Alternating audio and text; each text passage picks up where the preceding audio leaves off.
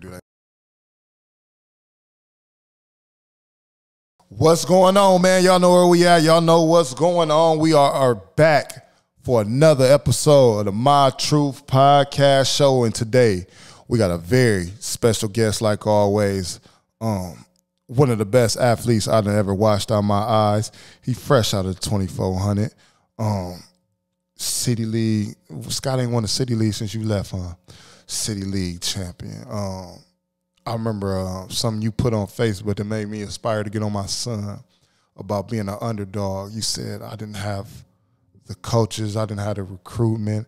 All I had was Coach Key, and you got that shit out the mud, man. I want to welcome y'all, my brother from another, man, Chris Darrington, to the motherfucking show, man. Excuse my language, y'all. What's good? What's good? How you feeling, bro? How you feeling? I'm good, man. I'm good. How you doing, man? I see you got going crazy for the Glass City team, man. How y'all season going? Season is going well, man. We third right now. We done dropped a few games, but I seen the half quarter one. That was tough. We done lost 2 games by a buzzer beater. But you know, it's professional sports. People are good, you know. But I think, you know, it's just really preparing us for the playoffs. You know what I'm saying? Like, I think losing those games reminded us of the importance of boxing out, the importance of free throws, the importance of guarding people full court when it's only a few seconds on the clock. So these are all learning experiences. When the playoffs start? End of May. So I think beginning of June. First. Do y'all get a home game or anything? They said it's gonna work like if you the higher seed, they gonna come to y'all first. And so it's one and done? No, 3 games. It's a 5-game series. So there's first to 2. So y'all get a home game? Yeah, we get a home game. They get a home game. So they come to us. If we the top seed, they come to us, and then we go to them. But if we lose and it's 1-1, then we stay where we at, and when they get home court advantage for the closeout game. So Toledo, man, when this playoff come around, we got to pack that motherfucker out, man. We got to get it going. We got to pack it out, man. So we've been talking about this interview for about a couple years now. I mean, we was at Papa Stools. We was talking about them right there. You don't know at that point. I threw it away. I wasn't even trying to do this stuff. People don't even know. Then when COVID happened, I don't know what it. I just popped back on, man. Just like, let's get it. That's good to see, man. I didn't know. See, look, that's me. I'm hitting you up at Papa Stools. I was done, bro. I was ready to be a RN, a regular nigga. I wasn't never trying to do nothing, bro. I was cool. I was like, somebody else can have that shit, bro. But when I had that shit went on, I said, let me stick to it and keep it going. But this is your first time sitting down with me, so I want to go all the way into your story. I want to get the truth. I want to get it going. You was raised in Toledo. What age did you fall in love with ball? From as long as I can remember. I can't tell you what age. It's been basketball and sports my entire life. I was always outside playing around, always doing stuff, always active. I played video games, but I definitely got outside. You a video game head like hell. Video game for sure, but like I said, I was outside though, like playing. I had a basketball rim in my house. The whole neighborhood was always at my house. Playing football in the street, football outside. So it'd be kind of surprising when people be like, rough him up, he don't like that. Rough him up, he don't like that. Like, man, nigga, I don't know what y'all thought this was, but so you get there. What age did you just start playing at? I think when I started taking it seriously was after my 6th grade year. I played on a little team. Football for the Colts. My 5th grade year. Oh, you played for the Colts? Coach Geach. Shout out Coach Geach. Shout out to Coach Geach. He gave my first coaching job. Shout out Coach Geach. My 5th grade, I played safety. My 6th grade year, I was the quarterback, and we went to the championship but lost to the Spartans. And then it was time, you know, when you were 6th grade, you getting ready to transition to the big team, 7th and 8th grade. And I had no interest when I seen them dudes, man. Them dudes you was small then. I was little, man. Them dudes was big and growing and stronger than me. And I'm like, you know what? I want to play a sport where the girls can see me. That was my whole motivation. I want to play somewhere where the girls can see my face. And I'm like, I don't want to put on no helmet. Like, this a dirty sport. They always muddy and dirty. And so you played for the Colts. You was in the trenches. Yeah. So I'm like, you know, I want to play a sport where a female know my face, not just my number. So I went on ahead and got locked in with basketball. You got locked in with basketball. Who was there when you was a kid to inspire you to keep going and playing ball? Just a lot of coaches, man. A lot of coaches. My mom, my dad. A lot of coaches. Coach T was one of the ones in the beginning. Coach Fletch was one of the ones in the beginning. Obviously, Coach Key. Yeah. I know I had a lot of YMCA coaches that helped me out. Coach E. It was so many coaches just growing up that was staying on me to continue to play basketball. And Coach Storr, shout out my guy, Coach Storr, man. He was at Winterfield. He was my intramural coach. I was better than all the kids, so he used to always say, I know you can score, Chris. Let's see how good you can pass. So he kind of the one that first introduced me into, like, really sharing the ball and what it can do for a team. So, okay. That's crazy. I was talking to B earlier, and he was like, man, what are you doing? He was like, man, I remember that dude. Man, I used to work at the Wayman Palmer, man. Key used to be on his ass, bro. He said he used to be in there crying and shit. He said he used to be in there crying and shit. I said, shit, that motherfucker dog now at work. Yeah, Coach Key always been tough on me, man. I like to say he was harder on me than he was his own son. Yeah, I remember he used to be, man, listen, he lived by you for real. Mm-hmm. 2 houses down, man. That dude, Coach Key, was on me so tough all the time. Like I said, I think he was on me harder than he was Kiwi. On Kiwi. But, I mean, me and Kiwi probably neck and neck when it comes to how he is with us. But I definitely got it worse out of everybody, every other player, every other student, all that. I got it worse. And then me and Kiwi probably 1A and 1B. Oh, yeah. Man, he was tough. I watched him coach Key. I know people were saying, like, oh, you shouldn't coach your son. But the way he coached his son, I never seen favoritism around him. He got criticized like everybody else. And he coached it like everybody else. It was crazy to see the criticism that he was getting, because if you think about it, you know, Coach Key had Coach D'Antonio, who was a player of the year. Yeah. He had Coach Chris Harris, who became player of the year. He coached Chris Darrington, who became player of the year. He coached Larry Green, who became player of the year. Now, it's like, did he forget all this shit when it was his son? Like, he ain't show his son none of this or something? Like, so I wasn't getting the criticism. Like, he didn't always put other kids, and I wouldn't say in front of Kiwi, but he always treated us all fairly. Like all fairly. So I never understood the criticism of Coach Key, maybe because his do-rag matched his shirts. And he was more connected to the and youth. he was more connected to us, and we understood him better. But that was cool. Nigga, I know I call that nigga 2, 3 in the morning. I need some advice, man, with my son. What should I take him? What should I do? A lot of moves, like, even with the Scott move, it was like, he was like, man, just take him over there. It'd be cool. And a lot of people don't even know I was on my way to Rogers as a freshman. If it wasn't for Coach Key, like, what would this story look like? You know what I'm saying? I would have been going over there with Clemmy, Pratt, Clemmy, Pratt, and Tone. Yeah. I would have been a freshman. I probably would have been overlooked for sure. And Coach Key, you know, talked to my mom and talked her out of it, like, you know, send him to Scott. I got him. Just send him there. My paperwork was already enrolled at Rogers, out of district, all of that. What? Yes, I was on my way to Rogers. If it wasn't been for Coach Key, I would have been there. Thank God you ain't go over there. Thank God I ain't go over there. I can't take it. Thank God I ain't go over there. I remember my cousin, JR, when they went to the state, I was like, I really got to cheer for these motherfuckers, man. I was like, God, Lee. It was bad. It was bad. Well, we get back. You growing up to, you got to 7th grade. What junior high did you end up going to? I was at Robinson. Well, I was at Winterfield, you know, charter school. We wore button-up shirts, khaki pants. I went to. I know how that shit lives. I was locked in at Winterfield, and then I convinced my mom to let me go to Robinson my 8th grade year. I'm like, Mom, you know, I'm with Coach Key, and he gonna be coaching us, and all my friends is there. So she let me go. So 8th grade year, I'm coming into Robinson, and the first day I shadowed there, it's a fight. The first day. Like, it's a fight in the lunchroom. So, like, I'm standing on the lunch table. I'm like, like, I'm loving it. You know what I'm saying? So, like, I come home. I'm like, yeah, Mom, I think I liked it. It was a, you know, good time. I think I'll do good here. So she let me go. And at Winterfield, you don't have the opportunity to skip classes. You don't have the opportunity to not do what you're supposed to do. You walk in lines when it's time to change classes. You all eat at lunch. You all get the same. You know what I'm saying? Like, it's different. You got shirt and tie on every day. When I went to Robinson, if I didn't want to go to class that day and I wanted to go shoot dice in the bathroom, that's what I did. I seen girls they not wearing button-ups, they wearing polos, and they got titties. I ain't never seen that at that age.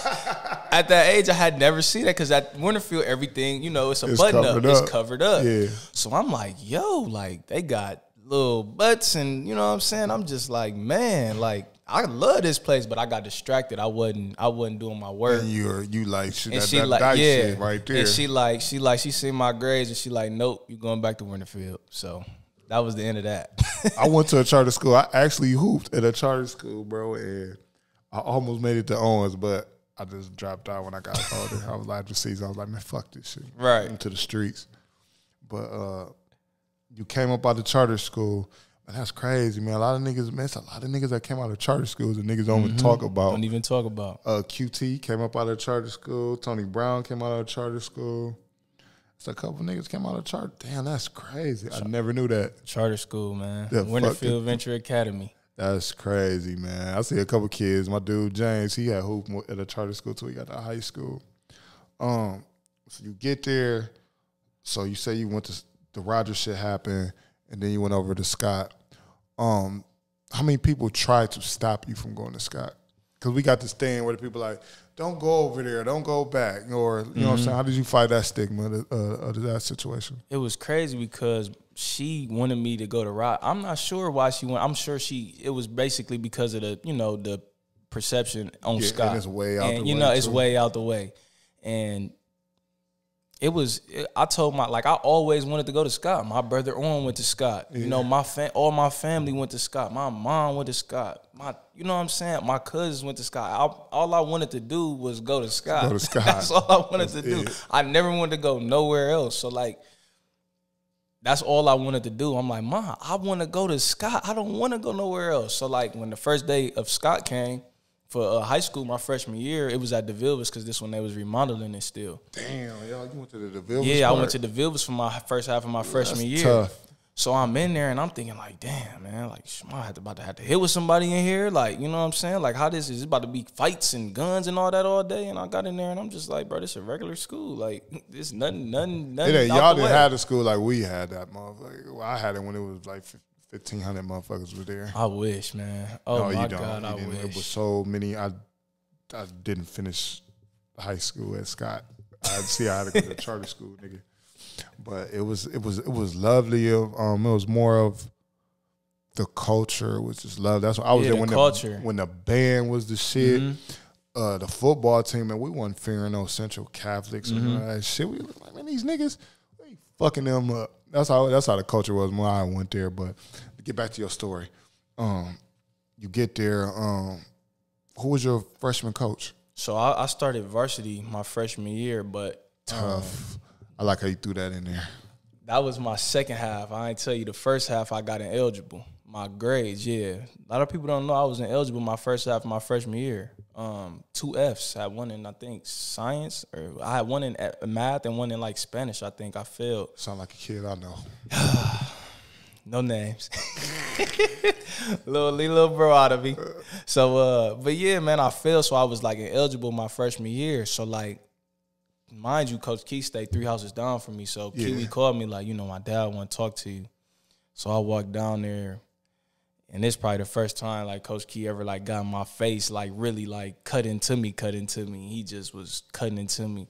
I've been saying all this to your mom to try to get you at Scott, and you embarrass me like this, making me seem like a liar. And, that was, the beginning. When basketball season is getting ready to start, it's what is it, October? I think that's when the workouts and all that stuff start. You got to understand, from October, everybody asking me, Chris, why you not playing? And this is from October to January, I think, when the grades come back out again. Yeah. So it was just bro, I can never, ever do this again. You heard it in your head all day. It was so bad. I'm just going home. I don't want to go to the Y because I know people there. They're going to ask me why I'm not playing, and it was embarrassing. I was letting my team down. I let myself down. And then luckily, when I came back, we had some injuries and suspensions and stuff. So I got a chance to go right to varsity after my, when I came back from being ineligible and got a chance to start. So that's crazy. You was that good. So that was, that was a big blessing. Shout out Coach Chris. He was the coach, man. So Coach Key believed in me. He was the assistant, but Coach Chris, and, he was the head and threw me in that lineup. He this ain't no reward. He we just kind of need a guard right now. Yeah. Shout out to Coach Chris, man. He was a hell of a coach Yeah, he too. was. Yeah, he was. Didn't he come after Sub with Tiki? Yep. Oh yeah, he was a hell of a coach. R.I.P. Coach Sub. R.I.P. Coach I just Sub. found out he passed. R.I.P. I Coach didn't know. Sub. You see, that's when I was a scout when he was doing that. Mm-hmm. That's when I was there with him and Earl. But you get to that, we skip up. What year did y'all win the city? My senior year. Your senior year. Who was all on that squad? Oh, man. Me, Larry Green, Chance, D.A., A.D., Jaleel, Damian, Brooks, Jay Wells. Who I'm forgetting? Amari Stinson, R.I.P. my boy Amari, Mikey, Carl. And I think that's everybody. You weren't on the team. You didn't hoop with Mark Love and them, did you? Nope, I wasn't eligible that year when they played him at the Seagate. Scott played St. John's that year. Yeah, that's when Antonio pissed me D'Antonio. off and lost my money. He had the Concord 11s on. They had just came out that day. Yeah, him, Shaq, and them. Him, Shaq, and them. Yeah, I wasn't eligible. I was there, though. I was at cold as hell at that game. Yeah, it was. Yeah, that was like probably my first Scott game back after high school. Mm-hmm. I was like, I couldn't believe people wasn't. I don't know what it was, bro. I was like, man, y'all don't They beat the understand. hell out of Scott that day. But they wasn't. It was so crazy. I felt like they still wasn't better. No, they wasn't. And then when they got to the champion, the tournament, we know we seen what happened. Mm-hmm. So y'all get to that. How was it winning that championship your senior year on your way out? Man, it was probably one of the greatest experiences in my life because I wanted to do it for Scott. I understood the culture. I understood the alumni. We even had alumni bring us shoes because we was undefeated in the city. Everybody that went to Scott that was on that team really like bled maroon. Yeah. Like we really believed and like was gonna do whatever we needed to do to make sure the Scott Bulldogs was on top. So getting that and going out my senior year, I was like, yo, like I left this the way it's supposed to be left. And, you know, after the game, everybody was jumping up and happy and everything. And I'll never forget, because we had almost lost the game before the Bowser, who was a 4 seed that year. We almost lost that game. It was Delonte Brown and them, but Delonte and them was young still. This was like his sophomore year. They was so they was young. They was, you know, kind of how Scott is right now, just real young. But I never forget, we almost lost the Bowser that night. I had to go score 30, and I was upset because I'm like, I should have never had to play this hard on the 4 seed. I should have been getting rest. So I was really upset with my team. Like, bro, we didn't come to play. We didn't come to play. So the next game, I ended up going crazy again. I had 38. And in the locker room, everybody celebrated. You just keep dropping these motherfucking numbers. No, I'm like serious, man. I'm serious. Yeah, man, I just had 38, dog. I'm serious. I had 38 in the championship, and in the locker room, everybody's turn. I had no energy. And I'll never forget, my dude Jaleel came up to me and just was like, thank you, Chris. You know, he just said thank you, and I just really felt like appreciated. You know what I'm saying? Like, not to say that my other teammates didn't appreciate me, but when he came up to me and was just like, thank you, like, Chris, thank you. And I'm just like, you got us here. Yeah. Like, I just like, okay, bro. Like, I love that year you for you that. was going crazy. Yeah, man. What did you have a couple of buzzer beaters or some shit? Had a buzzer beater. Had a couple 40-point games. I had 40 on the first game of the year. We played a dude named Khalil Iverson. Ended up going to Wisconsin. Yeah. And that's what actually got me to go to my JUCO, which we gonna get to later. Yeah. But that was what actually got me to get to that JUCO, man. So I had a couple 40-point games. That year was crazy, man. What how can I put this? What city players you coming up watching, which ones was like your favorites to watch that inspired you? Deion Ivory from start. I loved how he shot the ball. That was my dude, man. I love how he shot the ball, man. He had so much. He jumped so high on his shot. He can't jump no more. No, he can't jump no more. That's my dude. Shout out Deion, man. But I loved his shot. I just love how he played.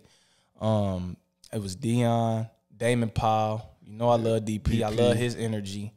I really love his energy. Damn, he was a baller, man. He was different. DP was a damn baller, man. He had one switch back and forth. And a lot of people don't know, I actually like Darius Glover game. I like Glove game back in the day when he played for Wait, man. He played against my brother for Wait when they played Scott. Glove, he ain't used to always be that big. Yeah, I know. He used to be a twig. Yeah, he used to be a little dude, but he had game. So I liked his game back then. So it's them three. I know it's probably some other ones that I like, you know what I'm saying? But that's a nice lineup. Them three. That's a nice lineup. Like, I like the lineup. We'll talk about this off camera. I like that lineup. That was nice. Because I ain't expect none of them names come out your mouth. For real? None. None. Zero. Dion Glove. Dion Glove and What else you just say? damn, who did I just say? Dion for the jumper, Glove because I like this game. Oh, Damon Powell. Damon. Ooh, Damon used to get on my nerves. I'd be in the crowd like, Damon, what you doing? But you gotta love his energy, Yeah, bro. his It ain't energy. one time he went out. It was like watching you in high school. When I go to the games, I'll be like, damn, it ain't. I know this little nigga get into the rack. I know he gonna score. It's like I know what to expect. Like you never players like you. I tell a lot of dudes, and I think a lot of younger generation, they cheat the game. You never cheated the game. Never. You never took off. You never left doubt in them. And when a motherfucker paid that $7, we never left doubt that win, lose, or draw, we was gonna see Chris be Chris. So that was a thing. Definitely can't cheat this game, man. You only get out what you put in. Where do you rank yourself in the Scott grades? That's a great question, man. Oh man, it's so many, man. We got all night. I'm about to say it's so many. I mean, you hear about the Scoops, you hear about obviously Dennis Springs, you hear about Truman, you hear about. I mean, it's so many. Scott Grace, probably that I don't even know. Dennis and them team was so good when they beat Libby for the city. That's when it was at the Seagate. They say you about to laugh at this. Their team was so good, and I was so much a fan of them niggas, bro. I made them a creative team on Live, bro. Or NBA Live when they won a championship. Right. On there. On Live. Because they was that good. Man, they was good, bro. That's probably the best team I ever watched, bro. Springs, man. Those teams, like, obviously I was young, man, but just hearing Springs talk about them now, when I talk watch to them him. games. I forgot, dude, in the group, he always uploading them games, bro. And it was even my dude Bean, my dude Kilo, boy, I was looking at him Ryan like, Kilo. He told me about him. You had strap like that, nigga was bro. shooting from deep. Coach Springs told me he was shooting from deep, man. Deep, bro. And they lost to Lima Senior last year. They played the Tisdale, and I think Walton was a freshman. They went down to Bowling Green and lost a bang. I'm talking about, I cried like a motherfucker, like a baby. It was over. And like it's over. That's the only reason I was going to school to watch them niggas play. But and weightlift, that was it. Among the Scott Grace, I think I'm in there. I think eventually I'll be in the Scott Hall of Fame. I would be surprised if I wasn't. I think you should be ASAP. I agree. I think when you look at Dr. these Carnell, greats, what's up, man? What's going on, man? What's going on? Hall of Fame right here, man. I think when you look at these greats, I guess it's what you judging them by. Is it just their Scott High School career? Or is it what they've done after? Because we gonna go.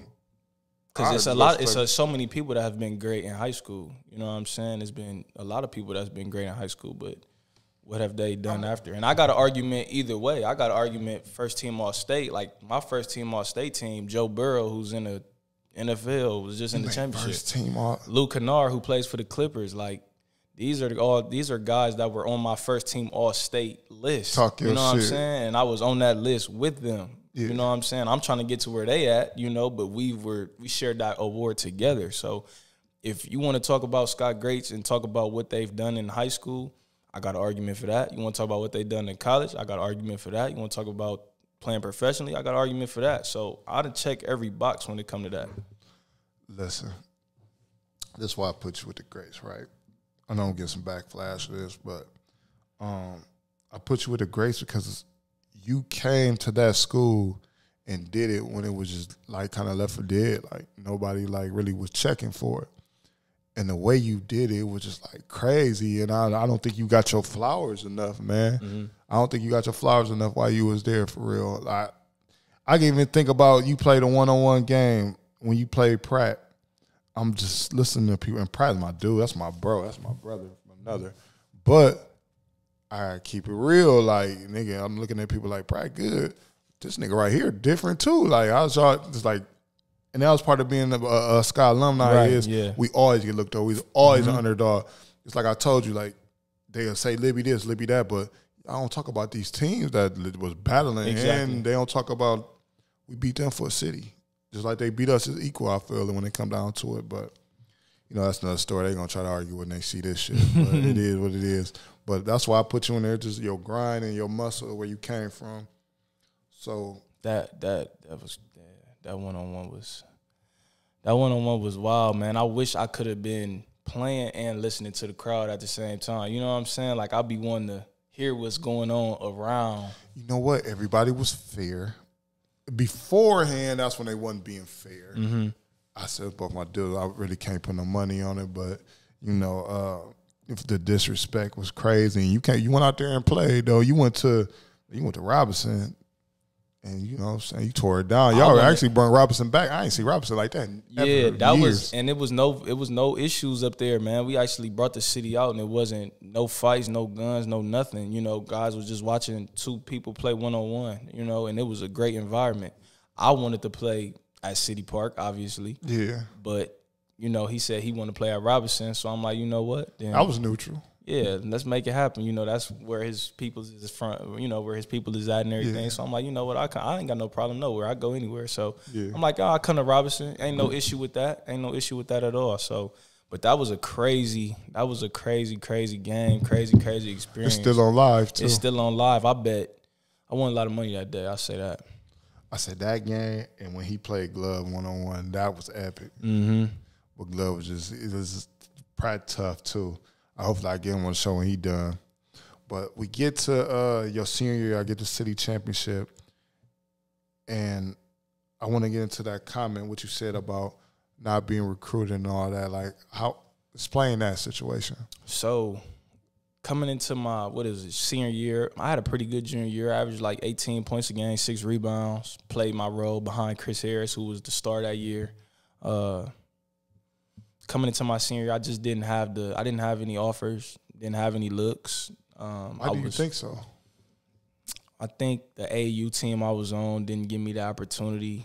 I didn't think like that we were playing in the right type of tournaments. I don't think that and this is something that I've gotten better with, I don't think I promoted myself enough on social media. I've never really been that social media type guy to like promote everything. Like I never really been into that, but now I'm seeing that like as this new day and age, you kind of got to promote yourself and promote what you got going on. So I think that was played a part, but I was just, and then being in Toledo, man, you got to get out of Toledo, man, to go to where you can get seen by somebody that actually is connected somewhere. And that's what leads me to my next comment is when we played my senior year, first game down in Columbus, when I had that 40, it was coaches coming to see Khalil because he was getting ready to go to Wisconsin. Well, he had all those type offers, and then they saw me. So when they saw me, you know, the tweets and all that stuff started going out from Columbus, and the top JUCO ended up asking guy Zach Fleer, shout out to Zach. He's like, you know, is this Darrington kid, is he legit? And he's like, oh, he's legit as he comes. So that's kind of how I got connected and was able to end up going to that, you know, high major junior college that I went to. All right, so you get there, right? Mm-hmm. What was your numbers like up there? How was it? So my freshman year of college, I averaged 12 points a game, probably like 4 or 5 assists. And it was an interesting time because when I get there, I'm in Vincennes, Indiana. A lot of people probably never even heard of that. You in the middle of nowhere. There's no mall. There's no shopping center. It's a few restaurants. There's no Olive Garden, no Red Lobster. So it's like really nothing really to do. You out there, you in the, you know what I'm saying, you in grind mode, basically. And this is the position I put myself in by not handling what I need to handle academically. Yeah. So it was me. You know what I'm saying? It had nothing to do with my talent. It was me. But I kind of needed it because I needed to become a better player. So my first year, I averaged 12 points. You know, we had a good year. We were struggling at first, and I wasn't playing at first because I was at the 2 guard, and then I changed my position to point guard, and I started finding some success with that. We get to the tournament. And I just go crazy. 3 games in 3 days. I think I was averaging like 30-something a game, and I ended up winning MVP as a freshman of the tournament. And then we went to nationals and we played. How the fuck do you go everywhere and just score so many points, bro? I don't know, man. It's the work. And I got some. I don't know, Gary, man. It's like when it's big games, big moments. Like I don't shy away from it. Like, and that's not something you can just look at a person and see. You just gotta, you gotta really watch it Like you can look at somebody and be like, damn, he can dribble. Damn, he can shoot. Damn, he can dunk. But like, do we got that clutch gene when you down 5, can you trust him with the ball? When you at the free throw line, can you trust him to make the free throw? It's just something about pressure situations that I don't have a problem with. You know what I'm saying? So when I'm playing in those big games, we in a district tournament, we lose, we go home, season over.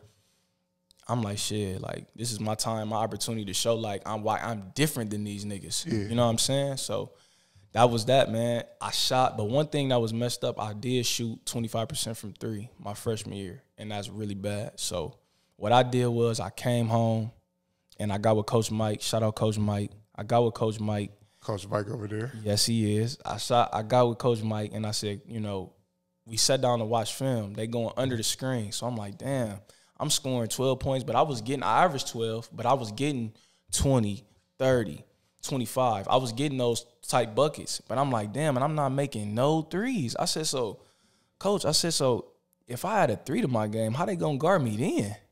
So, man, that whole summer, Gary, I'm telling you, my schedule looked like this. Wake up in the morning, me and him go work out at some gym on the east. We get there probably 10, 11 in the morning. We work out. I go to Scott after because this is, you know, you get out of college in May, I think, the end of May, and that, you know, they still got school going on for high school. Mm-hmm.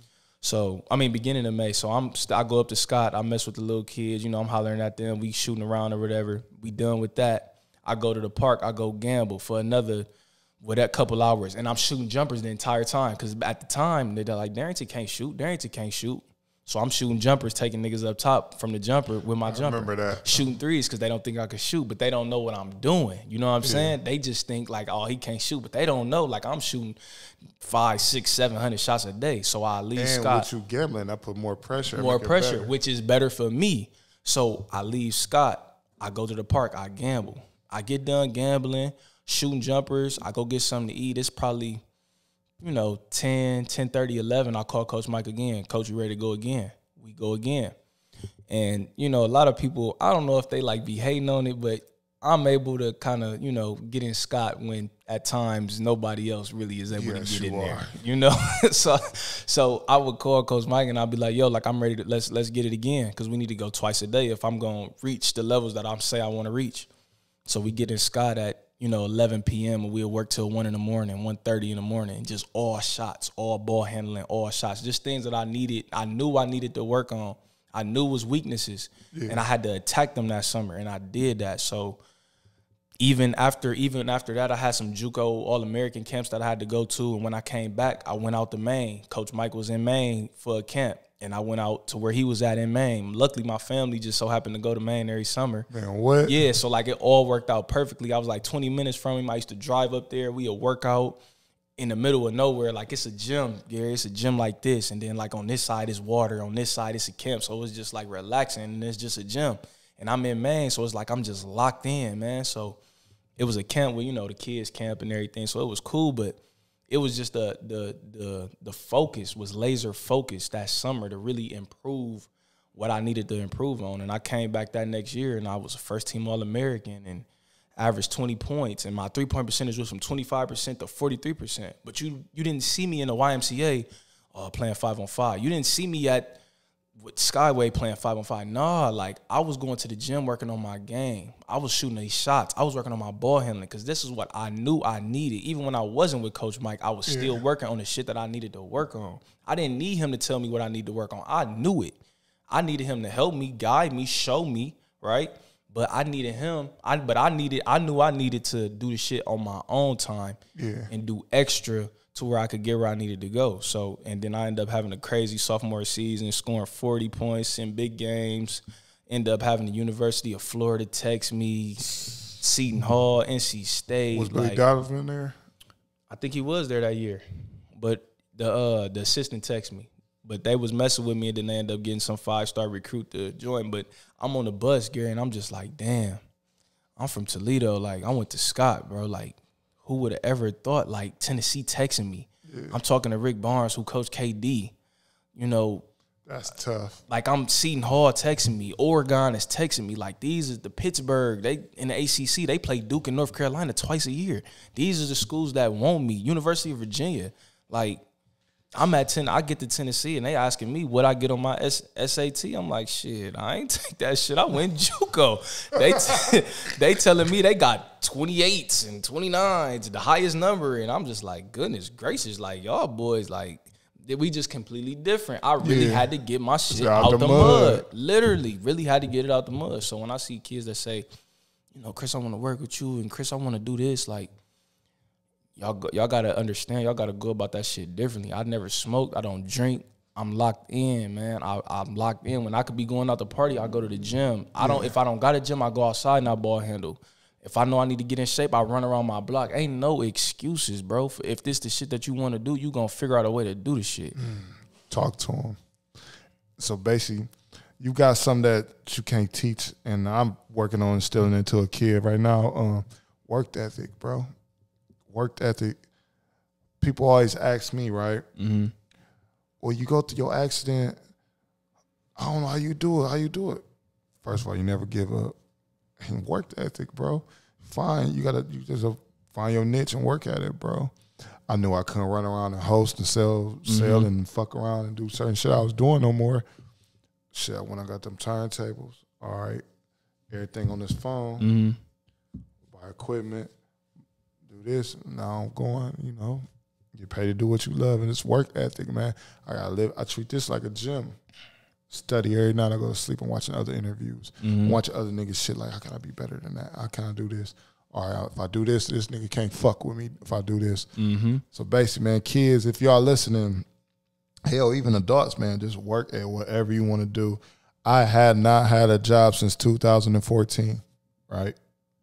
I have not touched nothing since 2014. I started my own business in 2015 when I came home from the hospital. So work ethic is everything. Anybody listening to this, I put the audio out first so they can hear it. But you get to the JUCO, right? And this is something I want to ask. Okay. Get to the JUCO, you leave the JUCO, you get to Tennessee. Right. What was going on with the playing time?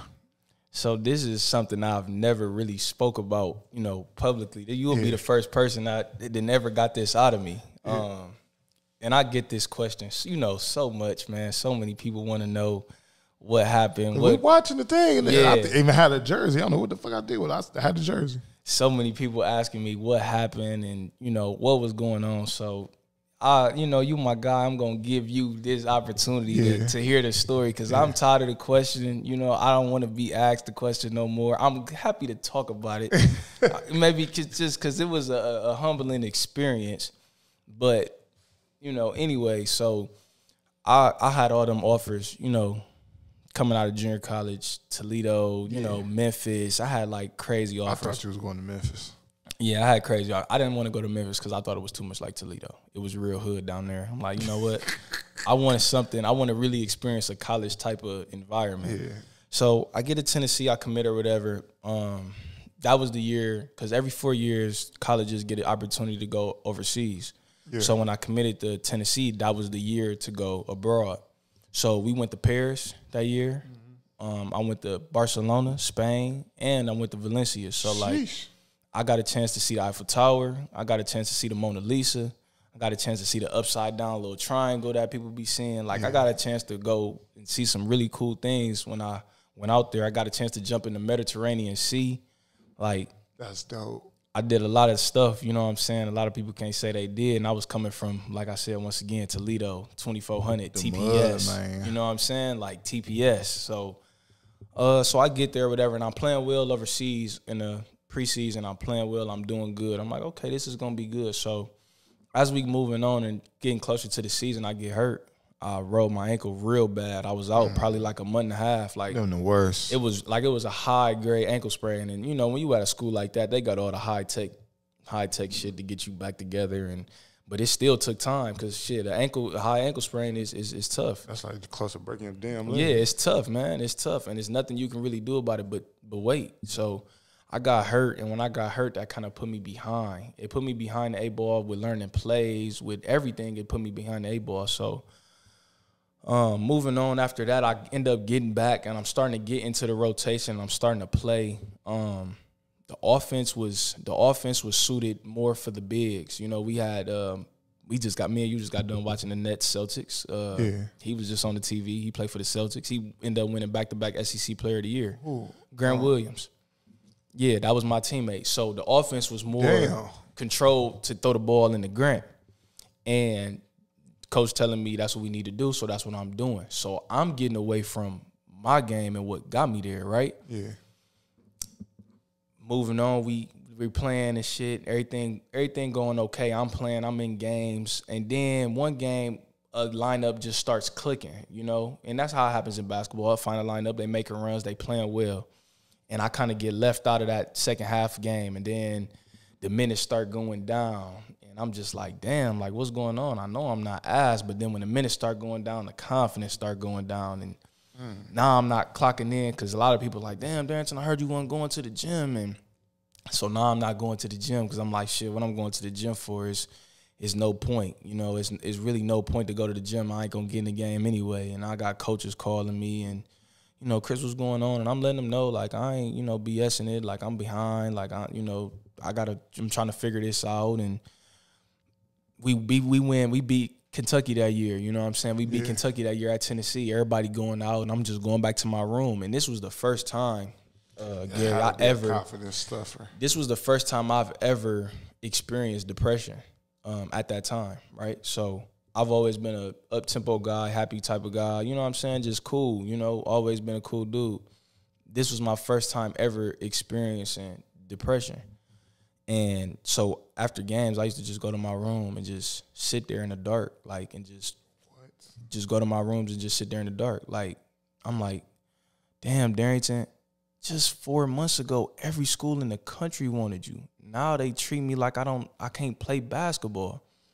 And I just really go in my room and just pray, man. Like, that was the only thing that got me through that situation was just my faith and me believing that it may not be all right today, it may not be all right tomorrow. Like, I understand I'm in a down time in my life, but God got me and gonna get me through this. You know what I'm saying? And that's what really got me through. But going through that, man, it was so hard, man. I wasn't talking to no females on campus. I didn't want to. So many people asked me, damn, Darrington, how was the females down in Tennessee? And you love the game, though. And I'm like, that wasn't even on my mind at the time. You know what I'm saying? Like, I seriously was in my room by myself. When the guy's going out, I'm not with him. I'm in my room. You know what I'm saying? And it was a tough time. And but one thing that the coaches always praised me for was that every practice, Gary, I was there. I went hard. I never came to practice with an attitude. I never came to practice, man, this some bullshit. Man, I ain't about to keep not playing. I never did that one time. I came to practice, I went hard. I came to practice, I pushed them guys. I came to practice, I talked, I defended, I shot. I never came to practice saying I don't give a fuck about it. I never did that, not one time. Not one time. When I'm on the bench and my team score, I stand up, I clap for them, I wave a towel for them. I was 100% still bought in, even though I wasn't playing, because I knew it was bigger than me. And I still wanted the team to succeed, even though it didn't work out for me individually. You know what I'm saying? I still wanted them dudes because they ain't had nothing to do with that. You know what I'm saying? Yeah. They didn't have nothing to do with that. So I never was a cancerous type of kid in that environment. And when I left, they was like, you know, Chris, anything you ever need, we always gonna be there for you and look out for you because the way you conducted yourself. Okay, so crazy. You said that story. Because it's like two kids I know that they going through the same, Imani and Zeb. Like, what would be your advice to tell them? Definitely, since they both transferring out, kind of how I did, just find a situation that fits you. You know, like, you gotta be able to play. Like, it's a reason, Gary. It's a reason they want Imani. It's a reason they want Zeb. They look at your video and they say, oh, I like what he does. So go to a program that's going to allow you to do that. Yeah. And that's what I always thought. Like, I was like, damn, I went to Tennessee. I'm like, damn, y'all want me. I'm scoring 20 a game, running ball screens. When I get here, I didn't see a damn ball screen. So, like, what am I? Like they kind of like fucked you in a sense? I say that it wasn't. I say it wasn't. I think they fucked you. I say it wasn't the best fit for my game. And I talked to the assistant coach when I was leaving because he was leaving at the time. And I'm like, you know, why you think this didn't work? He's just like, you know, with this offense, for some guys it works and for some guys it doesn't. And Coach told me, you know, Barnes was telling me he wanted a Batman to come in and to play and shit. And I'm thinking, you know, he needed me. But when I get there, we throwing that bitch to Grant every play. And like, yeah, that's cool for Grant. You know what I'm saying? But my nigga, I'm trying to make it too. I'm a nigga over here, damn, they're gonna give you 50. I could have went somewhere else and went and got my rocks off. I ain't just want to pass that bitch inside every time. So to a certain extent, I do feel a certain type of way of how that shit played out because they tried to play me like I wasn't good. You know what I'm saying? And I know I was good. I know I was good enough. I had like 4 dudes on that team go to the NBA. If I'm not better than them, I'm not sitting at home in Toledo, not that, you know what I'm saying? I'm not right there and they down. You know what I'm saying? I'm not that, bro. I'm not that at all. So we get to that point and you in college, right? And I following everything you do. mm-hmm. The Scott job come up. They hire somebody else besides Coach Key. Right. You in your dorm and you go live. And people ate you up on like a little backlash about that. Mm-hmm. What made you do that? I was so thrown off that they didn't give Coach Key the job. All the success we had with in that recent time from 2011, my freshman year, up until that point, which was, 16, 17, I think was the time it came open. It was probably like 16, 17. And I'm just like,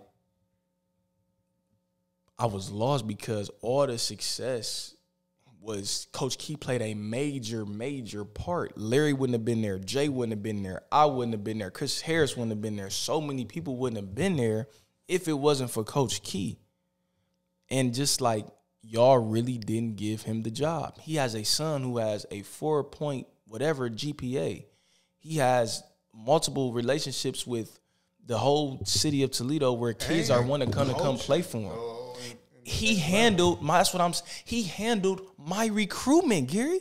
So every single, you say you want to go play basketball, he's talked to all, he handled my recruitment. So every high major, low major, mid major, high JUCO, they all have his number. He has their number, so he's connected. He might be one of the most connected in the city as far as getting kids in college, and people don't even know it. He handled all my recruitment and built relationships with all those people. So he even had Rick Barnes, who was the coach at Tennessee, write a letter. Tubby Smith, who was the coach at Memphis at the time, write a letter of recommendation. Legends, Hall of Fame legend coaches, write recommendations for this man. And y'all don't go with him? Like, I just was hurt. Hold on, time out, 30 seconds. You just dropped a bomb. Tubby Smith writes a letter. Who I've been to his house. Muhammad Ali signed gloves. All type of historic ass, sweet ass shit at this man's house. One of the best coaches ever gets a letter and they don't. And they don't hire the man. I would have went live too. See, I didn't know. I thought you was just in college fucking around. But I heard for you to go live and start yelling at the camera, I knew it was something. I always want to ask you that, but and let me tell you this though. They say I'm at Scott. I'm always at Scott. People know I work out at Scott all the time. I'm always there.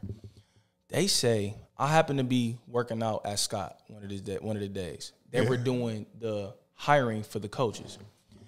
They said, I probably shouldn't be talking about this, but it's so fucked up. But this it's a whole new genre there. This is what they said. They said, well, and I don't know who said this, but Coach Keaton Wyatt had Chris Darrington come in the offices to somehow give him good graces. So we had a problem with that. I didn't even know Coach Key was interviewing that day. I would just so happen to be in the building, speaking to people like I always do, and on my way to the gym. Yeah. And they said Coach Key purposely told me to come in there and say hi to them and made myself known. And I just like, man, y'all saying anything, man, just not to get this man the job, bro. He deserved it. They saying anything, and he deserved it. He paid his dues. Kiwi been a ball boy. Then he got on the staff, and he paid his dues. He was behind the Coach Chris. He was behind the coach. You know what I'm saying? He was behind him. He paid his dues. It's no reason he shouldn't have been that coach, man. It's no reason. If we really say we care about the kids and really wanted the kids to continue to be good, our grades, when we got there, I mean, our team grades were great. Graduation rate was great. All of that was great.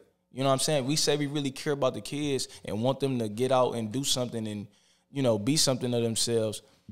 But, you know what I'm saying, we ain't really backing it up with the hiring process. So I think that's a big problem within the TPS period.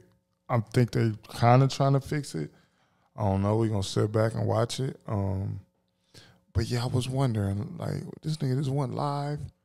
I remember, bro. I think what the fuck was I doing? 2017. I'll never forget that. The whole house was – I had a Bluetooth speaker, right? Mm-hmm. We in there getting high and drunk. We watching shit. We like, look at this nigga going off like this, man. I'm talking about, man, you was going. And I had about 200-300 comments on that. And man, that live was – we ain't have screen record back then. Nah, nope. Niggas wanted to scream, but that live was epic. And I think that sparked – I always had in the back of my head just that brain like, damn, you got to get that 2,400 back going. Y'all tripping. I don't remember who the coach was after that. Mm-hmm. I don't even know who played after that. I couldn't tell you that them years. Who the fuck was playing? I don't even know. I know the coach left, though, and then the other Rajon took over. So you leave Tennessee. Yep. I don't even got to ask, what just made you pick UT? Well, I had just felt like I sat out a year at Tennessee. And I'm like, you know what? If I transfer anywhere else in the country, I'm going to have to sit out another year because I'm transferring. So I'm like, if I come home, I at least had the opportunity to play right away. Mentally, I didn't feel like I was going to be able to handle sitting out 2 years in a row. I thought that was going to be too big of a hit to my mental. So I wrote a letter to the NCAA and asked for granted, for immediate to where I could play immediately. And they ended up approving me, saying I could play. Mind you, before I committed to Tennessee, Coach K, who is the head coach at the University of Toledo, was 38 minutes a game and you gonna lead us, and the ball is gonna be in your hands, and da-da-da-da-da. I go to Tennessee, and I leave and come to Toledo. I'm playing 13 minutes a game, and you even came to some games. I burned around them. Me and Coach Caldwell. Y'all came to the games, and y'all seen like, man, like, when you got in, that bitch was electric. When I got in, though, I'm doing my thing, and it's like, damn, why y'all could at least went to NIT if you was started. Why am I only playing a little bit of minutes? It's like, damn, I could have stayed where I was at for this. You know what I'm saying? But I think he felt some type of way that I didn't come from right out of JUCO. But damn, coach, if Tennessee offered you a job and Toledo offered you a job, where you going? Where you gonna go? Where you going, man? And if they offer you a Tennessee job right now, you leaving. You leaving today. They gonna send a private jet to Detroit. You gonna be on your way to Knoxville. You gonna land in there on the private jet.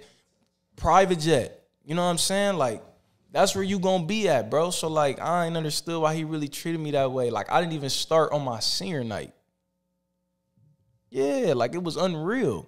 Come on, Coach K. It was unreal. Y'all still in good graces. We still in good graces. We still in good graces, but I definitely felt some type of way. Like, my whole city coming to see me play, and I'm not ass. When I came, I'm like, what the fuck he ain't starting? But I commend you, brother. Before I forget, come on here, man. I'll give you your flowers just for what you've been through.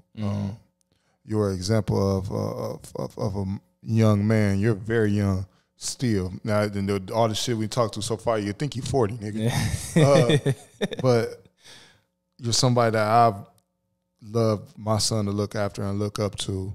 Anybody's son should look up to and look after. So I want to give you your flowers because just what you stand on, you stayed down. You stayed in school. You never gave up. I like how you is with your son. You preach family. You go to church. You know, the word of God. You know, that's rare now. Mm-hmm. And to have somebody outside, a young boy or Dirk, for kids to wake up and look at or care about somebody else, you got that, brother. And I just want to thank you for coming in and gracing the microphone and being able to tell your truth to just not me, to the youth, to anybody who just need to be inspired. But I just want to get that out before I forget, because sometimes I forget. Nah, for sure. But back to the story, man. You get to UT. How far did y'all go when y'all was there? We lost the first game of the conference tournament. We won the regular season, so I got a ring. But we lost the first game of the conference tournament, so we was done. You know, we got popped. I should have been out there more, but What did y'all lose to Buffalo? Nah, we didn't even get a chance to play Buffalo. We played Northern Illinois. God. And they popped us. Yeah, they popped us, man. They got popped. I think UT got cheated. Yeah, UT gonna get UT always get popped in the tournament. It's gonna continue to stay that way until, you know, some changes be made. It's a way that I think they got to get some of these kids that's here there.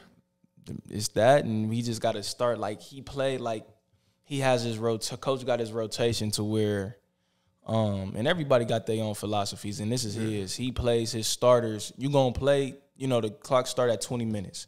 If you off the bench and you come in off the bench, you gonna come in at 16 and you gonna come out at 12. No matter how good, no matter how bad. You come out at 12, you come back in, you out till 8, and you come back in at 8, and then you come out again at 4. You know what I'm saying? That's just how his rotation is. So you would lose like that, shit. No matter how good or bad you doing, you gonna come out at 4. You gonna play for 4 minutes, come out. You know what I'm saying? He said he don't. He said he does that to where he doesn't make emotional decisions. That's what he says. But it's been games where I had like 12 in them 4 minutes, and like I come out, and it's like, damn. It's been games in the second half where I don't come back in after that 12 mark, that 16 mark. Yeah, it's been crazy. So I think he put a lot of stuff on his starters, and I think he has it because he recruits good, man. They got good players over there. He just needs to trust his bench a little more, and I think they'll, you know, push through. Then you wonder why I asked you about coaching and shit. The man IQ crazy. The man IQ is just silly, I think he'd be all right if he just, you know, trust his bench a little more. So you get out of there.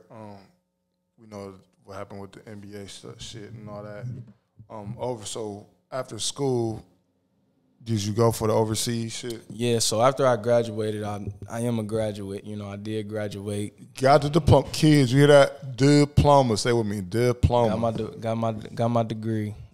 2 degrees. 2 degrees. Got both of my degrees. And I never was a straight A student, you know. And this is out of 2400, y'all. We're going to put that out here. This is out of TPS. Never was a straight A student. Went to Scott, walked the same hallways, TPS hallways. A lot of the kids, y'all walking right now. Had a lot of the same teachers y'all got right now. 2 degrees, man. And then I graduated from UT. I was done, and you know, my numbers wasn't as where I wanted them to be to try to even deal with the NBA, and I knew that. You know, I was realistic, never was delusional. So I got an agent, tried to get overseas, and I did. I was able to go to Saudi Arabia for a year, a couple months actually, and I had a good time, man. It was good to just experience a different culture. Like, it's the Middle East, so it's Muslim, so every female is covered. Only thing you can see is their eyes. Some fine motherfuckers that wear that. Yeah, they little hijabs. Yeah, so they had that on. The food out there was fire, but it was 100 degrees plus every day. Well, Saudi Arabia. Yeah, it was 100 degrees plus every day. So it was like we didn't practice till 7 p.m. at night. Yeah, so but that was a crazy experience in itself. Obviously, Corona happened, so that kind of prevented me from continuing to play. But that's when everything kind of had went down as far as like my playing in basketball career. How did you fight? How did you fight your depression? Because I still fight mine, but I know how to balance it now. Right. Being that I never was really depressed, besides being at Tennessee, all I really knew was my faith, and then I had leaned on what I had always leaned on, but which was me gambling. I leaned on that, but what was really the real main issue was me dealing with females in the way I would treat them. It would be as in I would lie to them. I would not keep it 100 with them. I would hurt their feelings. But I was doing all this because shit, I ain't getting what I want. I ain't happy. You know what I'm saying? So shit, I don't need to be the only one happy. I don't need to be the only one not happy. And it was a selfish ass time in my life. I ain't laugh, man, because I swear to God, I did. You know what I'm saying? It was a selfish ass time in my life when I could have just I ruined a lot of friendships. I ruined a lot of, potential relationships because I wasn't where I needed to be as a person, and you got to grow from that. You got to learn from that type shit, and I have now. You know what I'm saying? I have took that next step of maturity and really grown up, but I really did, you know, mess a lot of females up just doing that because I was fighting depression and I really didn't even know it, but I knew it. You know what I'm saying? I'm denying it. I was in a state of delusion at the time. I was denying because I'm like, damn, I ain't never not been happy. Shit, I always been upbeat. Every time I see you, was a smile on your face. Yeah, but that depression is really real, and it's different. And you kind of need somebody you need things that can keep you busy, and I think you also need people to talk to. I always had people to talk to. Even Coach Mike is my trainer, but I also call him my therapist because I call this man at 4 in the morning, 5 in the morning, 3 in the morning, and we talk on the phone for hours. And he never let me lie to myself, and he keep it 100 with me about everything. You know what I'm saying? I talk to him about anything, and if he don't know the answer, you probably need to talk to such and such about this subject because they can probably better help you. So just having those male role models in my life who hold me accountable, who aren't afraid to check me when I'm wrong, the Coach Keys, the Coach Freds, the Coach Mikes, my dads, the Coach E's, you know what I'm saying? I got so many mentors who I can call and ask for advice. I think that's really helped me too. Even my pastor. Shout out my pastor. So to the kid that's watching this, right? Mm-hmm. The kid that's watching this, that's walking through them hallways you walk through, dealing, like we got so many, the gang shit, the shit is, you know, how air and I had fucked up shit. Mm-hmm. What do you tell him? But he got that ball in his hand, right? He got the ball in his hand. He going to the gym, but he got so many distractions, and it's pulling him, and he don't know which way to turn. What do you tell that kid? I would tell that kid focus on what you know is right. Because I think as a young man growing up in that type of environment, you know right from wrong. Yeah. And you know it because for many reasons. You know it because you were taught that, but you know it because safety probably is involved when you dealing with an inner city kid. So you definitely know right from wrong. And I think you need to stay focused and locked in. There's nothing cool about looking over your back every single second of your life. There's nothing cool about going to jail for the rest of your life. There's nothing cool about having your mom, your dad, your granny have to bury you. There's nothing cool about that. At all. I don't understand the infatuation with it. I really don't. I never understood. I never wanted to be in the streets. I never wanted to be in gangs. I never wanted to get shot. I think that hurts. I have never been shot, but I'm assuming it hurts. I never wanted to be stabbed. I never wanted to be jumped. I wanted to play basketball, and I wanted to mess with the baddest females that I could. You know, the nicest looking females that I could. I wanted to make some money, so I gambled. You know what I'm saying? Yeah. I always wanted to be me. I never wanted to, like, you know, kids, they feel and like you was around the shit. And I was around it, but I never wanted to do it because I always wanted to be different. So like kids think they hood niggas, oh, I gotta drink lean. I gotta smoke weed. I gotta pop pills. Why? If you want to be a hood dude and be from somewhere, be from there, and you want to go get some money, get some money. But why you gotta drink lean? Why you gotta smoke all the weed? Why can't, if you don't like smoking weed, why you smoking it? If you don't like to drink, that shit is nasty. And it's following. And you following. If you gonna do it because that's what you truly want to do, I guess that's one thing. But I have not seen no little homie that's coming up that's saying, I'm not gonna smoke weed. I don't smoke. I don't drink. I don't pop pills. I don't do lean. I don't see it. And it's early, man. I don't see it. I really don't see it. I think they young and they following, and I just would say to be yourself. You 15, 16, 17, 18, 19, bro, you hurting yourself. You only hurting yourself. You know what I'm saying? It's your life. It's your life. I know you know Carl Banks. Me and him still talk to this day. My little brother. You know his situation. A lot of people know his situation. A lot of people may not even like him, but if it's anything, learn from him. He called me every night, Chris, it's rats and mice running in and out of my cell, and I'm sharing a cell with somebody, and you know we gotta flush the toilet every time one of us use the bathroom, and we eating bologna sandwiches, and we only eat 3 times a day, and it's just like, bro, do you really want to live that way? Yes, everything funny till it's not. You know what I'm saying? And do you really want to live like that? Do you really want to put that type stress and that type shit on your family? Do you really want to be in jail the rest of your life, or do you really want to be dead? You say you ready to die, but like it ain't really about you. It ain't worth it. It ain't worth it, and it ain't about you because your mom gonna be the one hurting, your granny gonna be the one hurting, your dad gonna be, your family, your brother, your sisters. Because you gonna be gone, and we gonna stay here.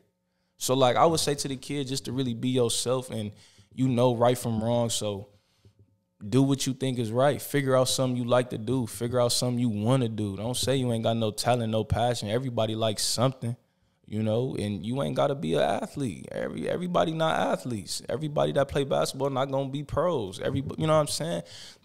You see, Gary, you doing your own podcast thing right now. Sports just wasn't for you, and that's okay.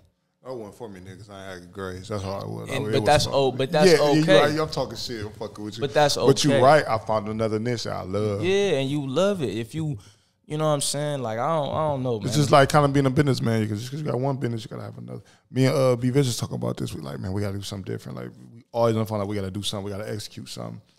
I don't know if he cared for me to tell him this, but, you know, he had a situation, right? Mm-hmm. And, you know, he was doing the videos like the hottest video nigga right now. You know what I'm saying? To me, my heart. Mm-hmm. Right? So we were on the air where all the niggas got guns and shit, right? We're going to talk about another show. But long story short, you find something else. He don't do music videos. He do shit for the arguments. Right. Yeah. And weddings and shit. So you find another niche for some other shit. But like you said, man, it's hard, man. I just want kids to really see that. Cause I seen a couple kids. I just be like, nigga, what the fuck is you smoking for? Like, oh, I'm depressed. Nigga, you better go fucking the Sylvan Learning Center or Harbor, nigga, you talk to somebody.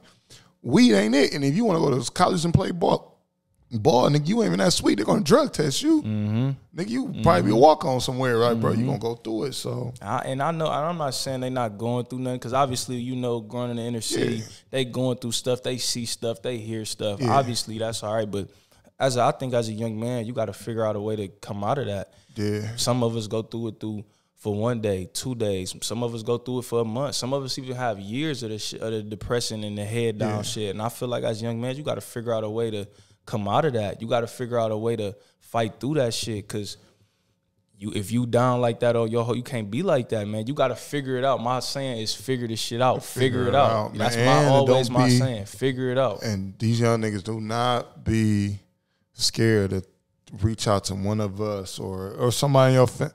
Just don't be. And I see a lot of kids, they reach out to the wrong motherfuckers. Mm-hmm. I was like, man, that nigga ain't. And they should be ashamed of themselves, man. Yeah, should be ashamed. I mean, you know, Lil Jaden. I had to get on Lil Jaden this summer, man. Just going down that road, and I just had to meet up with him, and we was actually on live with it. You know what I'm saying? I had played him 1-on-1, and then I had got on his ass, because I'm like, man, I see you walking around here like you strapped, like.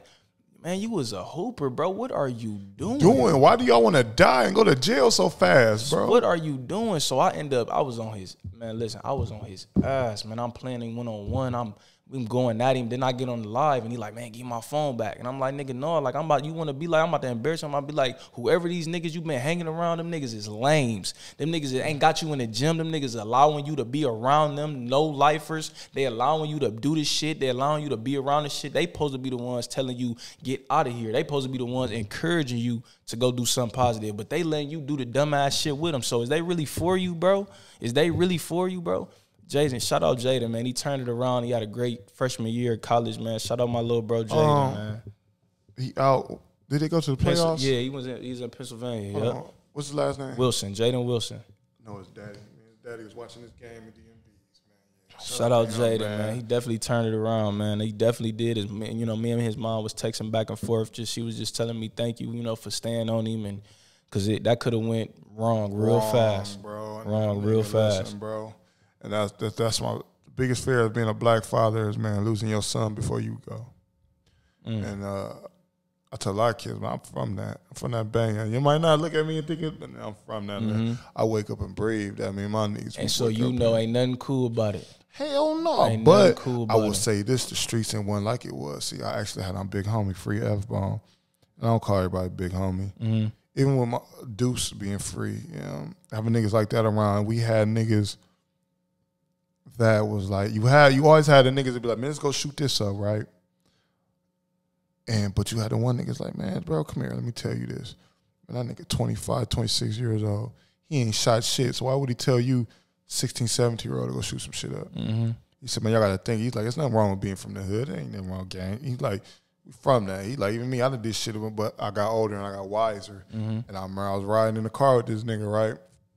We on I'm like, man, we in a car with these certain type of niggas. He like a decorated nigga, like, nigga, this crap, nigga, this. That nigga went on Hollywood. We like, the fuck?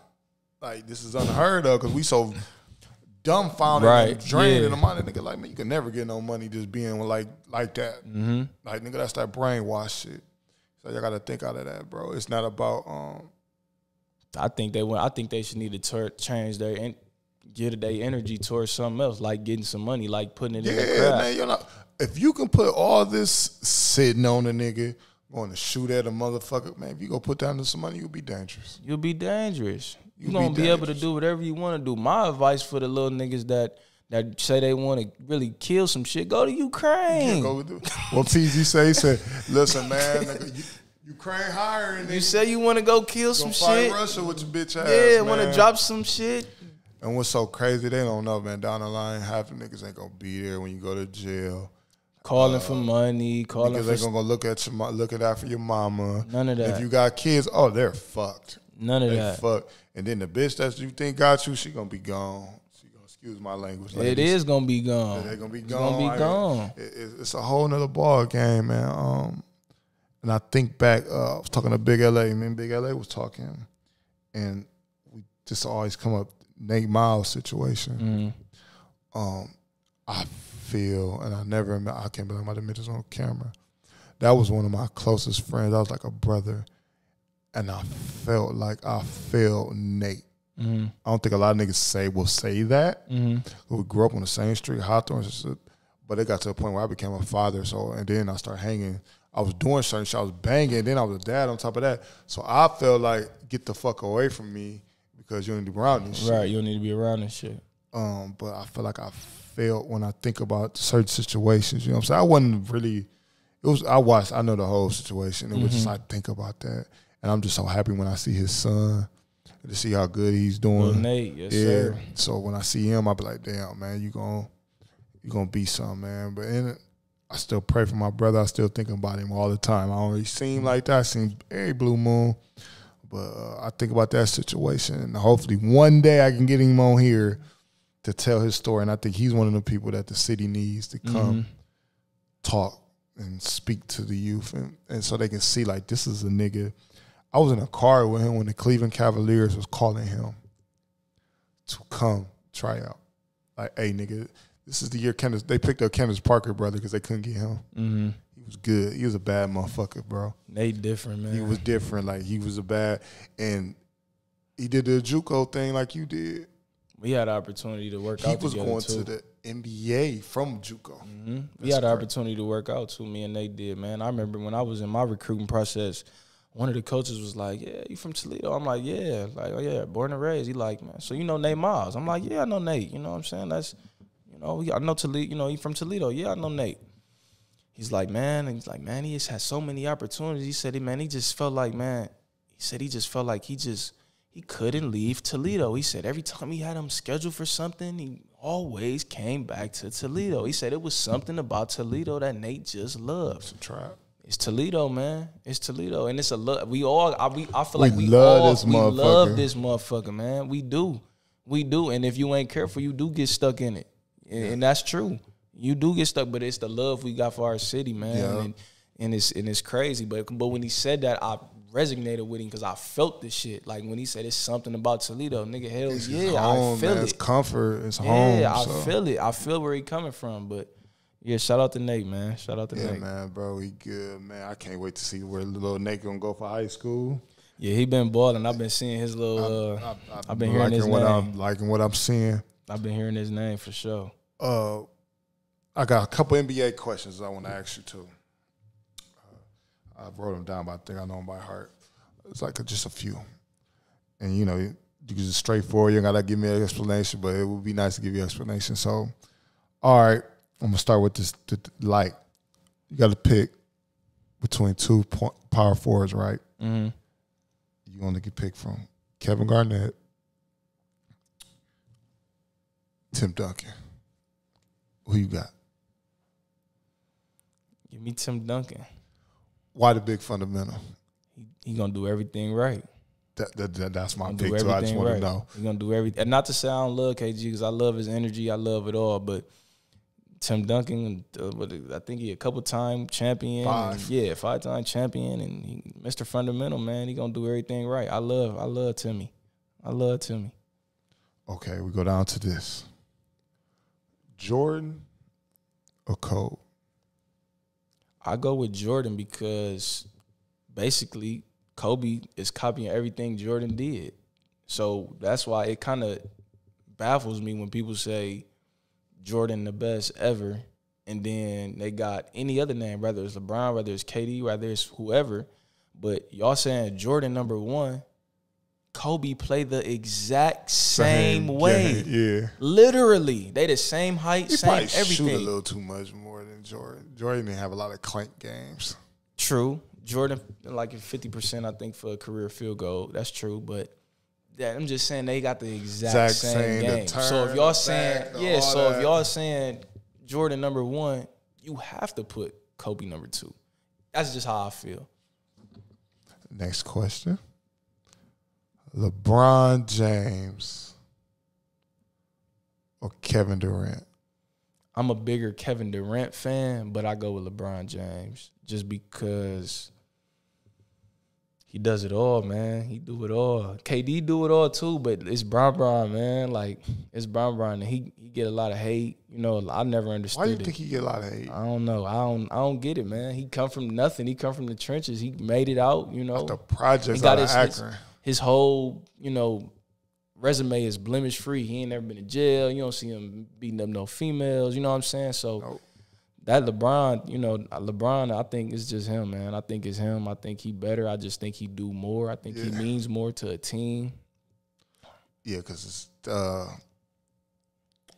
you know, people, you just LeBron. Man, we watched this nigga, though. You feel me? I do think Kevin Durant is the greatest scorer ever. I do feel like that. At 7 foot, being able to do what he can do, I do feel like KD is the greatest scorer ever. But I think LeBron. Scorer? Yeah, but I think LeBron is better than him, yeah. I'm trying to think, who would be my best scorer? I'd go Reggie. But KD can do everything. And he's 7 foot. Yeah, but it's not that you can do everything, it's how you do it. Okay, I get that. Like, this is what stops me from putting him in that. And I think the argument you get, like, there's no wrong answer. You can't say he's the greatest. Like, we never seen a motherfucker that big, move and groove like he do. He a bad motherfucker, don't get me wrong. But when I look at it, Reggie, and people leave this shit out. Just like they hold certain shit against certain players. Reggie got that game when he in the Garden. Mm-hmm. He just take that motherfucker over when they was down, and he just hit that three and told Spike Lee wife, you know what? Mm-hmm. Shit like that. I never seen Durant do that. Mm-hmm. It's like that, like the game tonight. That was yours. Not even tonight, but this series, this playoffs was y'all was picked. This is your first time having a team on your back. I don't want to hear all Ben Simmons and you got Kyrie. Got Kyrie. You got Kyrie. And no ifs, ands. I don't think Bron getting swept with that group. Not first round. I don't think he getting swept. Not first round or second or third. Now finals. I don't think I give niggas not with that group. And I blame it, and I'm not putting it all the way on Durant, like everybody on TV doing it, because Kyrie, you ain't show. You one of the best Robins I ever seen, most skilled motherfucker I ever seen, for real. Kyrie ain't show this year. He didn't show, and then the coaching was terrible, which I blame that on the whole Kyrie, and I blame everything on Kyrie. And Kyrie is my favorite NBA player outside of Brown. So, with that being said, I have one more to ask you, man. Oh. You got Ray Allen and Steph. Who you going to? That's tough. Because I'm thinking old Ray Allen. I know Ray Allen used to get busy off the dribble. The Bucks. Yeah, with the Bucks. I know he used to get, and I never knew that till I seen like a highlight reel on Facebook. Oh, he used to get. Oh, Connecticut motherfucker. Yeah, I seen when he played Iverson. Him and Iverson played against each other. Them was some duels, but I think Steph, man, he got the most threes ever, and he doing it off the dribble. I know Ray Allen thing was more, catch and shoot. Yeah. And down the line when he turned it to a pure 3-point shooter, but the way Steph do it off the dribble and handles and. You know what I'm saying? I probably go with Steph. Okay. But I do, Dame is my favorite. I was going to get to that. Yeah. Do you think Dame should leave? See, I usually don't bring up a nigga. Oh, man. Do you think he should leave? I don't want Dame to leave, man. I think he wants – I love Dame, man, because I feel like I'm the same type of dude as Dame. Like, I'm loyal, like I want to figure it out where I want to fit. Yeah, I want to figure it out with where I want to figure it out with. Who's to say grass is greener if I do leave? Who's to say I'm going to win if I do leave? A lot of people win. He had a quote where saying, like, if I leave and they break the team up, now this dude might get traded and then he might get waived and now he out of a job. So they ain't think about things like that, and that's things I think about too. Obviously our situations is different, but he's just a solid type of dude. But I don't want him to leave. I think him and Ant Simons, who we got in the backcourt, I think we terrible this year, so we gonna have a good draft pick. I think we get him some more big wings, man. We gonna be all right. Somebody need to go out there and play with him. Somebody need to come out there and play with him, man. I mean, people going to Utah. Come on, man. Oh, Donovan Mitchell out of here. People going to Utah, man, they're going to go play basketball, man. You can't tell me Utah a better city than Portland, Oregon. You can't tell me that, man. You can't tell me that. I think they about the same. So, okay, so if they going to Utah, then they come to Portland.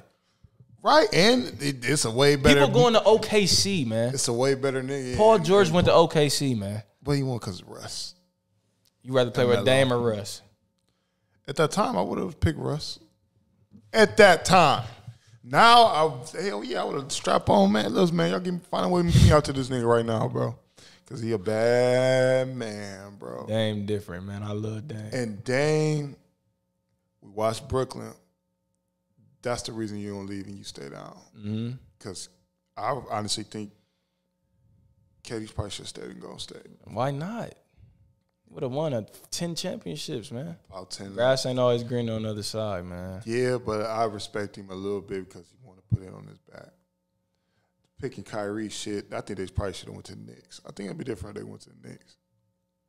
Brooklyn don't have nothing for you to want to fight for. They got Jay-Z, and that's probably what it was. Man, Jay-Z in there picked up a basketball and put a banner up nowhere.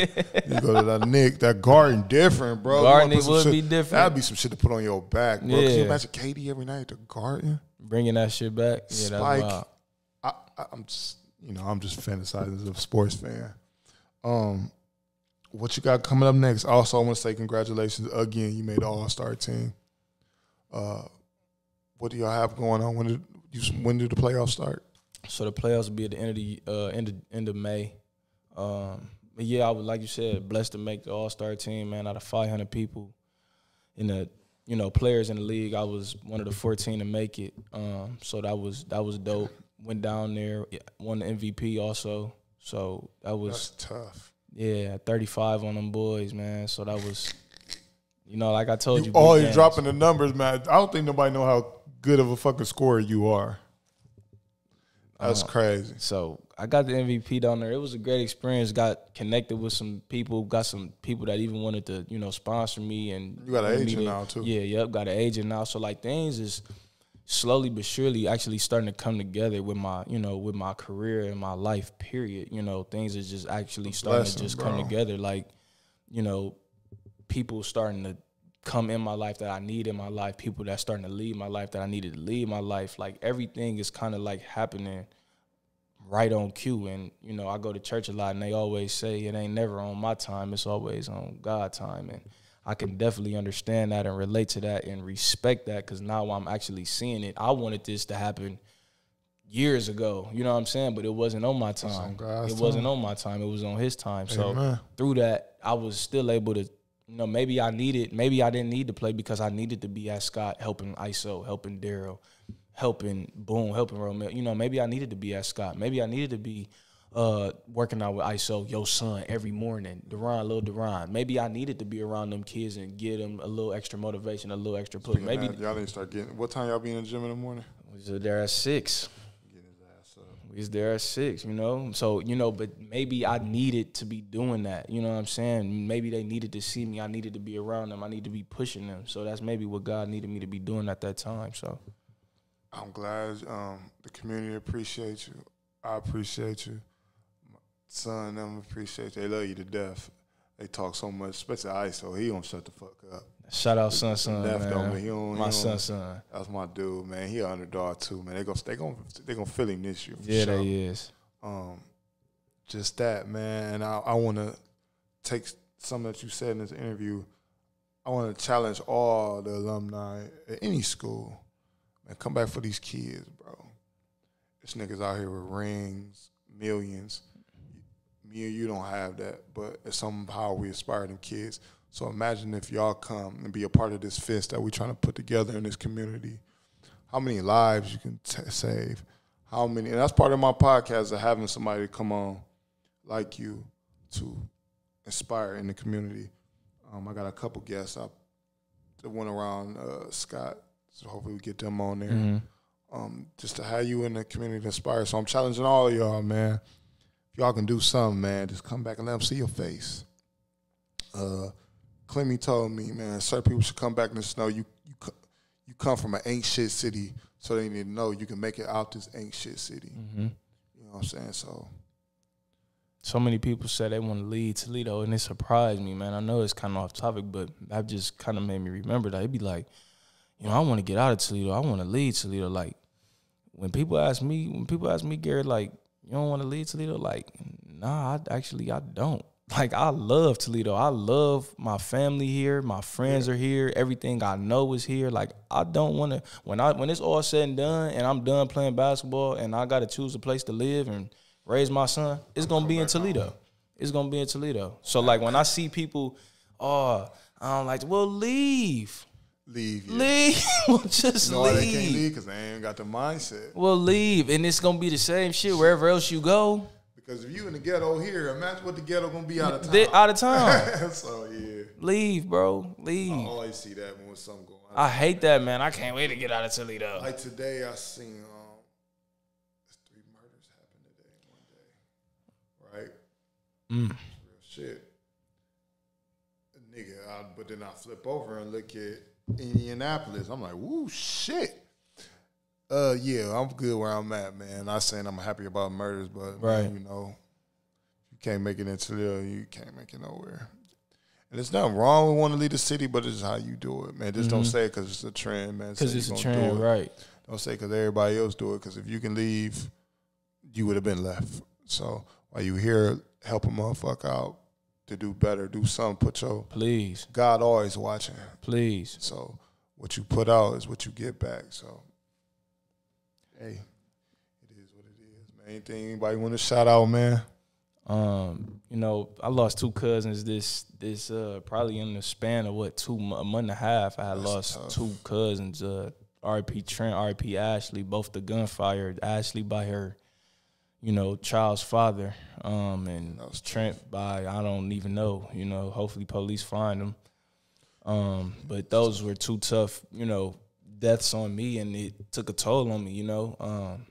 And it really did. You know, I was really close with Trent. He was turning his life around. He had just got out, turning his life all the way around. He was at all my games and was very, very, very proud of me, you know what I'm saying? And Ashley, who was, you know, who I talked to, and just losing, it was tough, man, just to kind of deal with that and try to figure out a way to cope with that while I'm in a season and trying to play, you know what I'm saying? And that situation was tough. Do you know my childhood best friend is her brother, her older brother, her daddy's son. Yeah.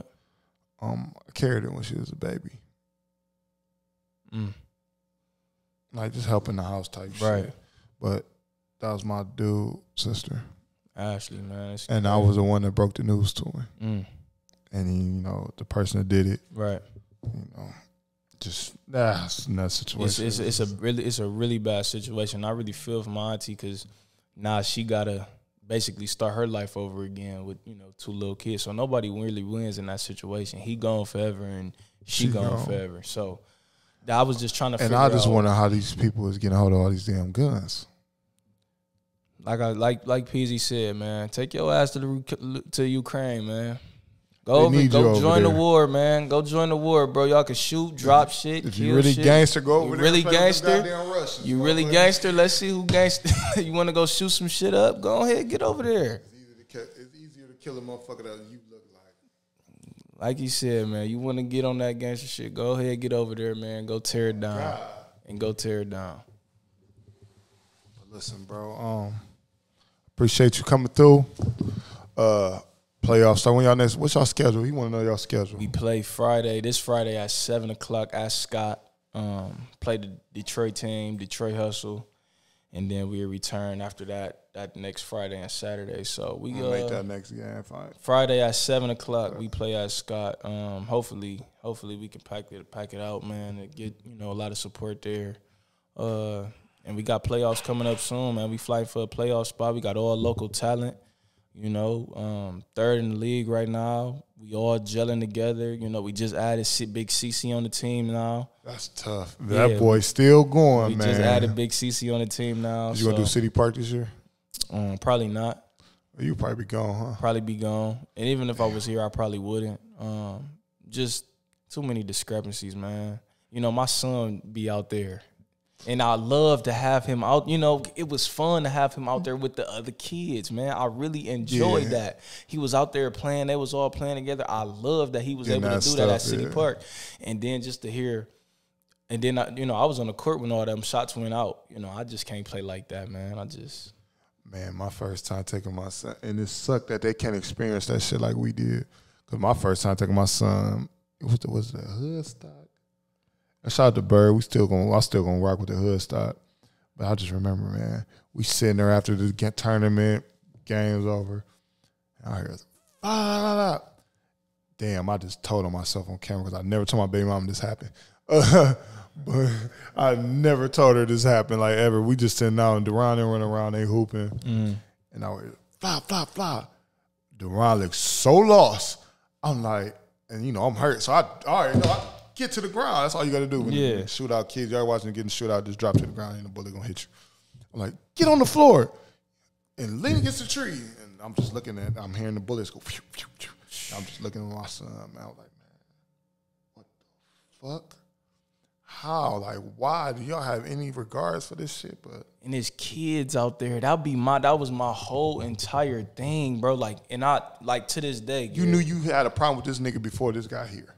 To this day, I don't understand why niggas shoot up shit with kids. One of the little girl had just got shot and killed. When my dude Kenny had got shot, a little girl had got shot. And kids just like, bro, kids is involved in these things, bro. Anytime it's kids, I pray these niggas stop trying to kill each other when kids is around. I pray they do. But I'll never forget when the shit was happening. Bullets flying, we running off. Coach Key is making sure all of us is over and down before he even got down, man. I'll never forget it. He was making sure all of us, me, Kiwi, Larry, Chris Harris, everybody that was on the team, DA, he was making sure all of us was all the way over across the street before he even took cover, man. And I'm like, damn, that just really, like, yeah, that really, like, you know what I'm saying? Because I saw it, and I'm like, damn, what is he doing? Why he not, you know what I'm saying? Why he not running? But he was making sure all of us was on our way through before he, did anything. And I was just like, damn, like, he really loved and cared about it. So, shout out to Coach Key. Hopefully we get that interview going. I got to write his shit down. I wrote your shit down, but I just remember, I'm like Lil Wayne with this shit, man. I felt you, man. Hey, way to stay with it, man. I'm happy for you ain't gave up, man. Stay with this shit, man. I appreciate it, bro. Once again, thank you for showing up, man, showing out, man. Hopefully your truth inspires somebody else to have another truth or change their life and swing it around. And this is another episode of the My Truth Podcast Show, man, featuring Chris Darrington, man. We out, y'all. Peace.